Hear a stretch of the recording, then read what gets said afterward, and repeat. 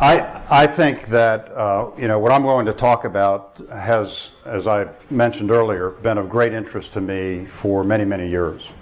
And as I see it, it is the most significant physical event that has happened to our planet since the end of the last ice age, and that's the opening of the Arctic. It is interesting because it changes many things. It opens up resources, and many people think that it's all about energy, oil and gas in the high north. But it changes shipping patterns around the world. When you open up sea routes in the north, it can fundamentally change shipping times. It has significant human implications because people, societies who have been living a way of life for millennia based on subsistence whaling and fishing, that way of life is gone. It will go away. And so what is the human impact of this? And then the part that we're working on at Hoover that has allowed me to continue this work that I enjoy is really on the security dimension of the Arctic. And a lot of people say, well, it's all about the military and it's about the militarization of the Arctic. And I'm very clear to the folks that I've been working with that it's not about militarizing the Arctic. It's about what do we, meaning the global community, have to do to create a safe, secure, and prosperous Arctic, and to do it responsibly. As I said, the Arctic is opening. For Navy people, you get all excited when a new ocean appears in the world. And some have said, well, the Arctic is just like the Antarctic, only it's in the north. But it really isn't, because the Arctic is an ocean surrounded by land. The Antarctic is land surrounded by ocean. So the problems are different, the environment is different. And just to give you a sense of what the change is that is taking place, I have a little video clip. And I ask that you look at two things. There's a little time tick that goes across the bottom, and you'll be able to see the years and the months. And then you'll see this quivering mass of jello, which is the summer ice of the Arctic Ocean. And I ask that you just look at that time tick, look at how the physical change is taking place, and pay particular attention when it starts to get around 2002. So if we could see the clip. Thank you.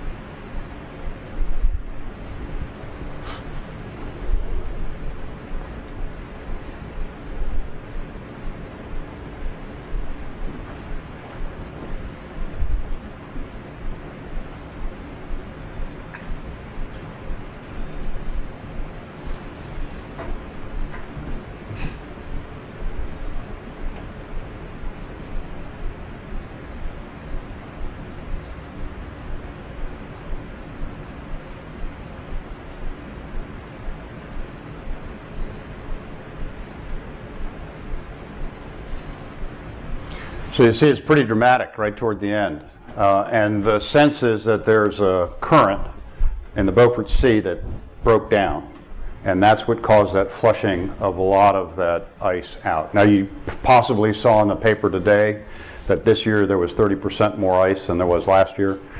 But that's all new ice. What has gone away is the multi-year ice, the big thick ice. Now, even though it was the least iced Arctic in history last year, it was also the stormiest Arctic in history. So even when the ice goes away, it's still going to be a bad place. It's still going to be a hard place in which to live and operate. And the other thing about ice, it's kind of like politics. It's all local. So even though you saw the breakdown over the entire Arctic Ocean, the ice along the Canadian shore is going to be localized, heavy, and unpredictable. So it's still going to be a tough place to be. I mentioned the 4 areas that we were looking at. One is in the area of what I call resources. I really think that we're probably not going to see, at least for the U.S. Arctic, to see energy coming out in the way that we assumed it would be a few years ago. Largely driven by the advances in fracking and horizontal drilling in the lower 48. And then the other thing that I'm looking at also is the changes to the petroleum laws in Mexico, which will open up significant oil fields in the Gulf of Mexico. It will be less costly to pull the oil and gas out of those areas than it is out of the Arctic. That has implications for the state of Alaska because of all the revenue that's derived from the energy industry up there. I still think that you're going to see significant energy extraction on the Russian side because that's where they base their economy on, or what they base their economy on. So still to be determined. The other part that is not given a lot of attention are the mineral deposits that exist in the Arctic. Huge amounts of iron ore, of copper, of zinc. Significant mines that are up there. The Chinese have just made a huge investment in Greenland and an iron ore mine up there in the billions of dollars. And so I think what we'll see first on the resource side is significant mineral extraction coming out of there. With regard to shipping, you know, the sea routes that open, the Northwest Passage, which goes along Canada, Northern Sea Route, which goes along Russia, and then something that's referred to as the Transpolar Route that goes right over the top and over the North Pole. Those are the sea routes that will open. As I said, I think the Northwest Passage will have some icy issues as we go forward. But then you have to look at what is the type of shipping that's going to be in play up there.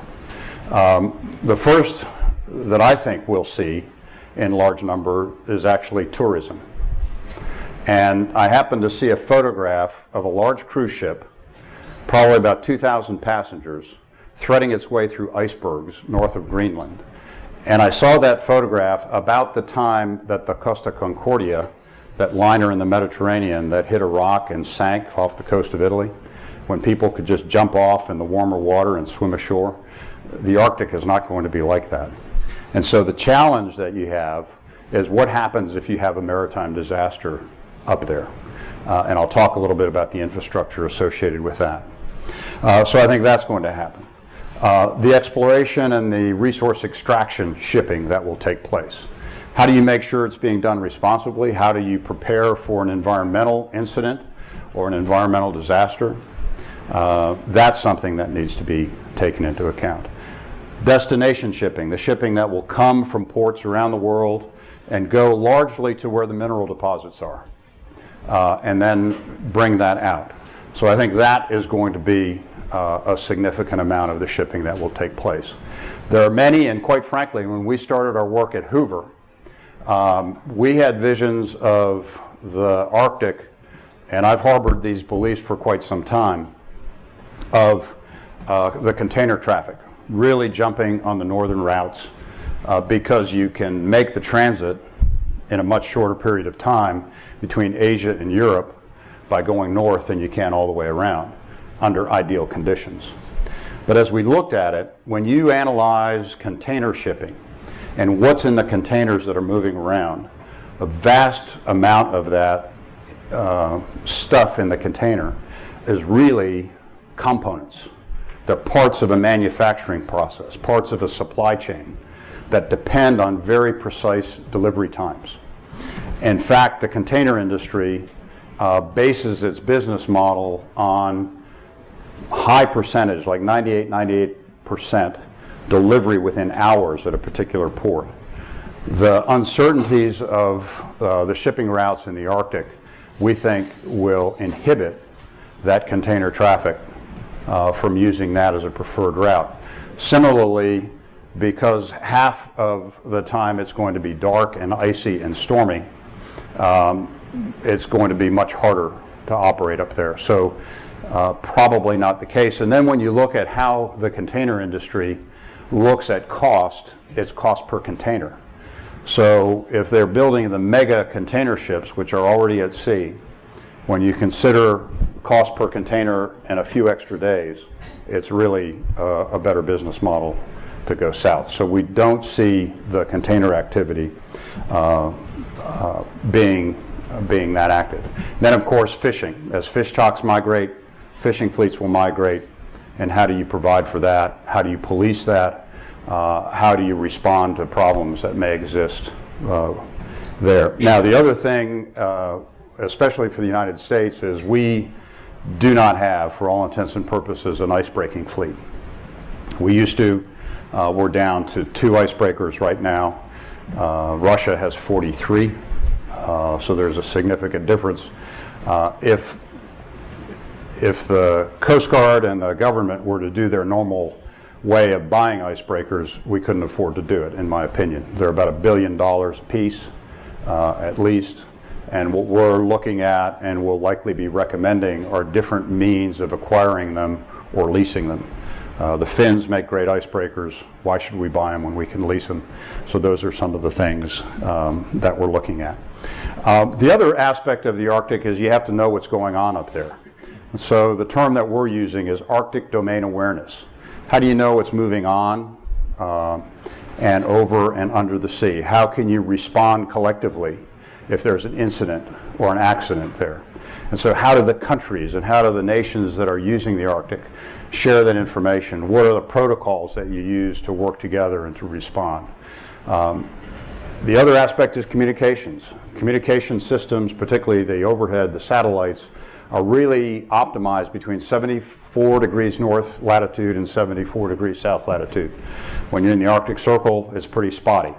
So how are you going to communicate? And especially how are you going to communicate in the heavy bandwidth demand that we've all come to rely on over these last couple of years? What's the best way to do that? Towers, for example, that you may want to set in permafrost are going to be moving, so your alignment goes off. Those are the sorts of things that we have to deal with. I talked about incidents that can happen in the Arctic.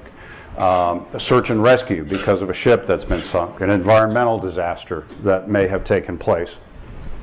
When we did the Deepwater Horizon, we had the entire oil and gas infrastructure in the Gulf of Mexico from which to base and mobilize. That doesn't exist in the Arctic. So how do you build that? And we're looking at making recommendations on public-private partnerships because, quite frankly, I'm not sure that in a time of austerity you're going to be able to build those out. And so how do you build and construct that? The other aspect of the Arctic as well for us is governance. We have many agencies and many departments that are involved. And quite frankly, there's no one place that you can go and get a good view of what must be done, how are the decisions made, how do you make budgetary decisions. And so recommendations will follow on how we do that. I'm quite captured by the Norwegian model. I think Norway stands as the best example of how they've been able to pull their whole government and their private industry together to where they can quickly and effectively and efficiently make business decisions, if you want to call them business decisions, on the part of a government. I think the other aspect that is going to be significant for the United States is that all of the Arctic nations, and there are 8 Arctic nations that comprise the Arctic Council. There are permanent observers. The indigenous communities in the Arctic have permanent representation. But one of the things that they've all agreed on, and we've agreed on as well, is that the governance of the Arctic will be based on the United Nations Convention on Law of the Sea. The United States complies with that convention, but we're not party to that convention. And our friends say, we understand that you have some challenging politics when it comes to ratifying that treaty, but in 2 years' time, we become the chairman of the Arctic Council. And if I were a betting man, I'd put money on the fact that we will be challenged with respect to our authority and our legitimacy when it comes time for us to take over the Arctic Council, which is just two short years away. So those are just some of the things that we're looking at, some of the recommendations that we're getting our head around, and it is our intention to be able to produce some thoughts, some ideas, some recommendations, some suggestions so that as we prepare to take over the chairmanship of the Arctic Council, that we'll be able to shape the policies of the United States and the interaction that we have with all of the other countries, to be able to make recommendations with regard to policy, investments, and technology as the Arctic continues to open.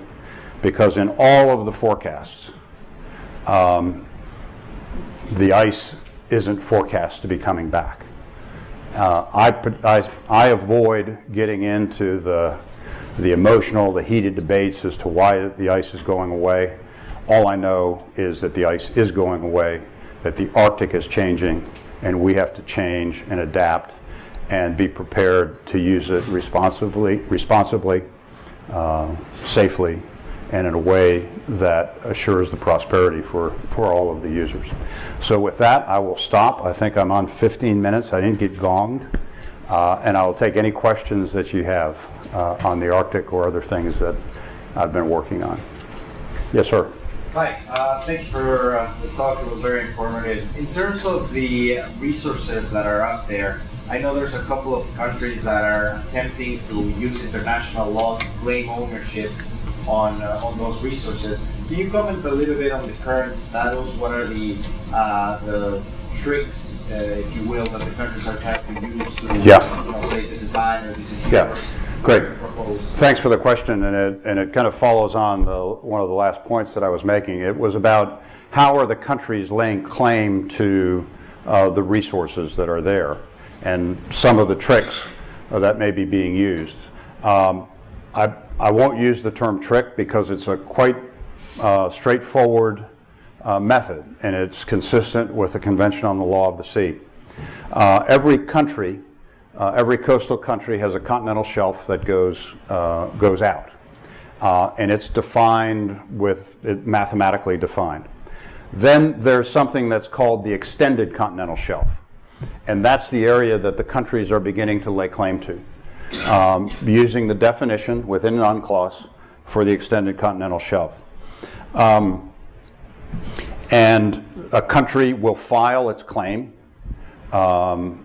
with the seabed authority that is governed by the Convention on the Law of the Sea, and then that authority will rule on the boundaries, and it's really quite scientifically based. In the case of the United States, the size of the extended continental shelf for the United States, what we believe fits that mathematical parameter, is about twice the size of the Louisiana Purchase. So it's a huge amount of land, or bottom, I should say. But we can't file because we're not party to the Law of the Sea Convention. I've told some of the critics of the Law of the Sea Convention that the way I've described it for the United States, it's as if the U.S., which has the largest potentially claimed extended continental shelf, is holding the Powerball lottery ticket, and we are refusing to cash it in. To me, it's as simple as that. Very well defined, very clear process. Many of the countries have already submitted their claims, and it will take a couple of years for that to be adjudicated. But it's really quite clear and quite straightforward. And I think it's very unfortunate that because of political sensitivities in the United States, we haven't ratified. Yes, sir. So, what, I guess, is the rationale for people who don't want to ratify it, right? If we don't, is there a potential of us losing out on what they define as our right under that? What's the reason for hesitancy, and what's the potential of losing out? The claim that opponents put forth is that we relinquish sovereignty. Initially, the claim was dealing with the right of our military to operate internationally in ways that we have for centuries. There's nothing in the convention, and in fact the convention actually reinforces the way we operate. So there's nothing to that. About 2 years ago, there was an abrupt change on the part of the opponents, and they kind of put that aside and say, no, we're okay with that now. But now it deals with the royalty provision that's in UNCLOS. That even within the extended continental shelf, there is a royalty that is paid for production of resources that come off the bottom. It is relatively small. It doesn't begin until the 6th year of production, and then it only creeps up slightly to about 12%. And it's only on production. It's not what people spend to go do the exploration, the extraction. But as I talked about that large bottom area where I think not only is there energy, but there are probably rare earth minerals on the bottom. The United States currently has the best technology for seabed mining. So all of that comes into play. The companies that are the best in seabed mining, U.S. companies, actually will front behind a foreign company because they're concerned about liabilities under law of the sea. So there are multiple disadvantages economically, and I would even say technologically, because the more we do things, the more we tend to learn. So I think we're foregoing a lot of opportunities there and already funneling money off into other coffers. Yes, ma'am. I have a question because I've been watching some of the status because in Antarctic they actually have a treatment 2041. So that means until that year there's no drilling or mining activities are allowed there. I wonder whether we have the same thing going on for Arctic, because all of your presentation is based on the fact that it's gonna be open and there's no human agreement saying that we should not do it. Right, and the question is, in the Antarctic there's a treaty that restricts extraction to 2041, but in the Arctic there isn't one. And the reason being is that the rules that govern economic zones, extended continental shelves, is all governed by the law of the sea. So there is a treaty. The right of countries to explore and exploit within their legitimate claimed areas exists.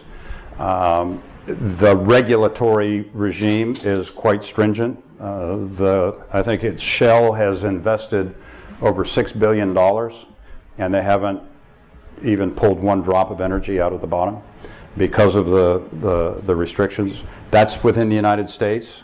Canada, Norway, very strong controls on that. I'm not as confident on the Russian side as I am on the U.S. side as far as the environmental protections, the environmental regulation, and the discipline with which that extraction will occur. So I don't envision a treaty that will restrict activity, because it's all governed by law of the sea. And then the Arctic nations, if there's one area on the planet where I think countries are working very cooperatively and very responsibly, it's in the Arctic. It's probably one of the most benign areas in the world right now. So, but one of the things that we want to do is really highlight the importance of responsibility and safety and security.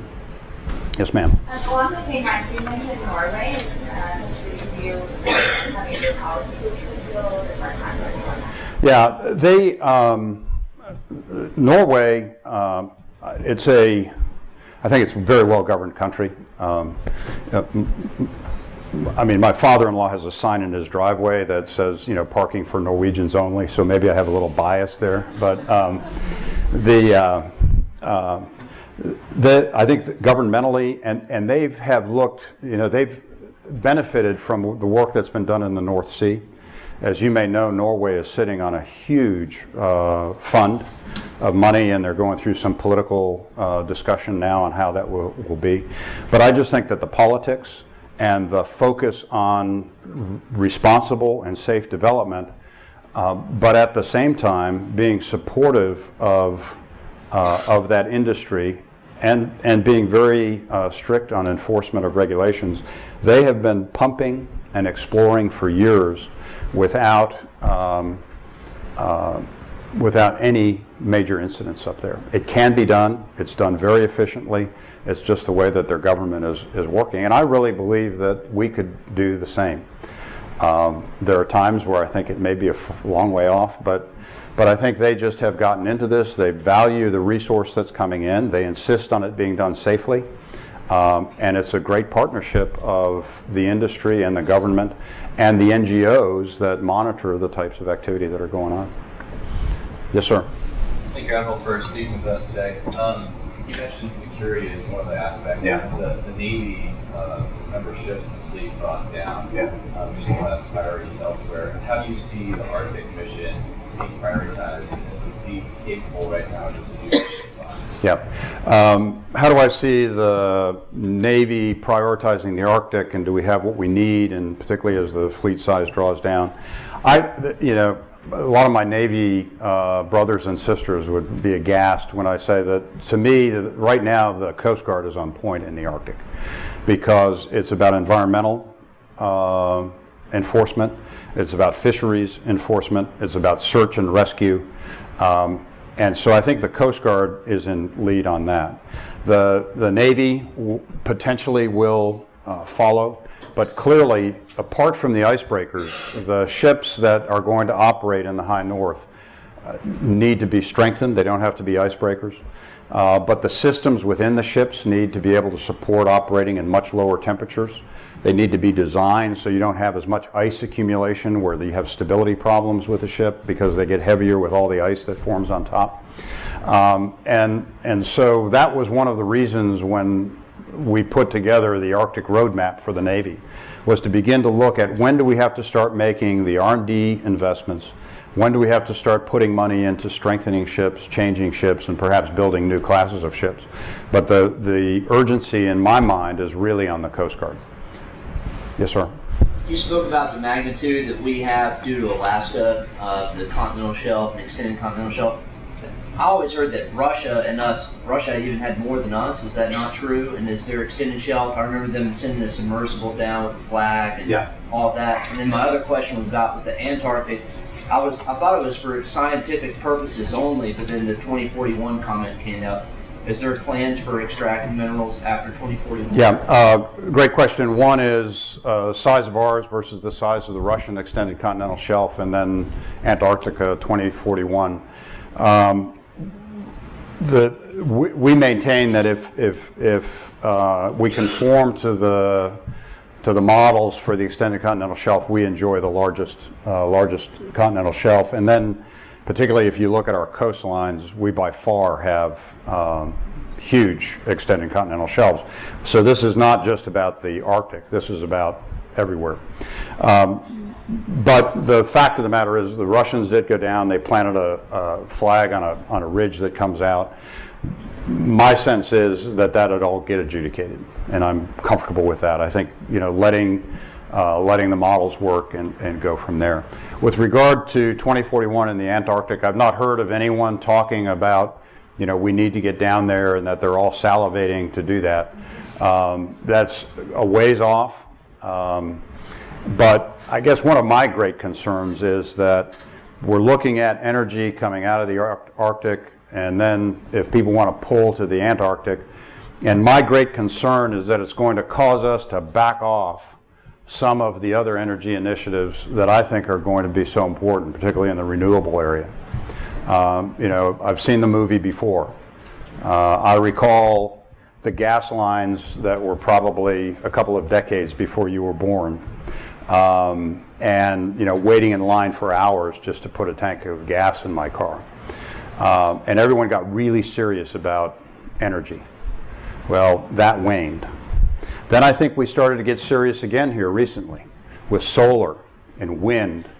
And now there's this sense that we're good on gas for maybe 100 years. And I think the great challenge that we have, and when I say we, it's not the United States, it's everyone, is how do we make sure that we don't back off on those longer term renewable sources of energy that are going to be important to the planet for many, many reasons. That to me is the greatest challenge. So we hope to inject in that. And by the way, I'm also involved in a National Academy of Science study on what can we do to make sure that we're bringing that clean energy on in a faster and more reliable way to where people can make good, sound decisions, policy and investment decisions on it. Sorry for the little sermon there, but I really do think that we cannot let this drive toward renewables fade because we think we've hit the mother lode on fossil fuels. Yes, sir. Do you think that with the sort of the commercialization of the Arctic, that we run the risk of setting up new, stronger incentives for some of these companies to fight climate legislation, to fight renewable development, because they, the more ice melt, basically, the more opportunities. So, do you think that that could be a danger? Do I think that because of the opening Arctic and easier access to resources, that the companies will fight some of the regulation or move toward renewables? I've not seen that. The work, for example, that Shell has been doing up until last year has been extraordinary in my mind. And unfortunately, they've packed up and they've gone to Russia. I'm not sure it's because there's more energy there. It's just easier. So I think those are some of the things that we're going to have to watch. And that's why earlier I said that I'm comfortable with Norway, Canada, US, and if there's anyone from Russia in here, I apologize. But I'm not sure that I see that same level of control responsibility that's there. The other thing that's going to be happening, I think you'll see, and the Russians have started to do it, is to bring floating nuclear reactors and to power some of their infrastructure. What are the safety standards? What are the rules by which they're operating? What are the environmental effects on those floating nuclear power plants? I've seen their naval nuclear power plants, and so I'm a little concerned about that. Yes, sir. Give us an idea of the cost is to actually bring the oil, the cost per barrel. I think that's to be determined. As I said, Shell has invested $6 billion and they haven't pulled anything up yet. So if you add that to the first barrel that comes out, it's a pretty expensive barrel of oil. So anyway. Well, great. I didn't get gonged. I don't see any hands up. But thank you very much for your questions, because every time I get a question, it causes me to think a little bit more about some of the things that we're working on. It's extraordinarily interesting. It involves technology, it involves policy, it involves energy, it involves the welfare of human beings, it involves the health of our planet. So if there's one area that I find continuous interest in, it's in the high north. And I have to admit, the only time I've been up there has been under the ice, and I'll let you guess what that was on. So thanks. Okay, thank you.